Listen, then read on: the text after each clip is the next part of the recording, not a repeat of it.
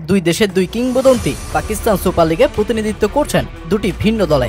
তবে সাকিব আল হাসানের জন্য এই সফর একটু বিশেষ। কোনো একটা সময় আন্তর্জাতিক কি ঘরোয়া কিংবা নানা দেশের নানা লিগ, সাকিব যেখানে এক পরিচিত মুখ ছিলেন, সেখানে টাইগার এই অলরাউন্ডার এখন ক্রিকেট থেকেই যেন দূরে, বহু দূরে।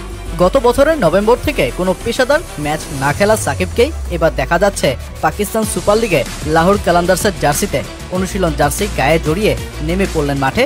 সেই সুপরিচিত ব্যাটিং স্ট্যান্সে দাঁড়িয়ে করলেন ব্যাটিং অনুশীলন, আর বল হাতে বামাতি অস্ত্রটাতে দিলেন ধার।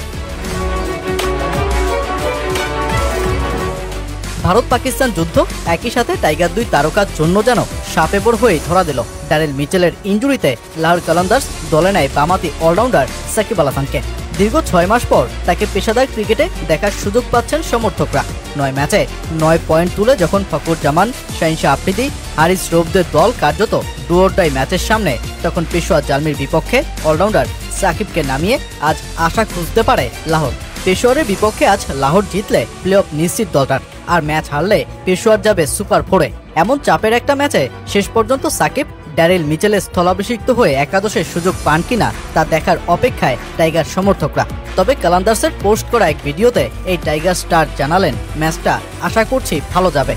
পিএসএলে আবার ফিরতে পেরে রোমাঞ্চিত।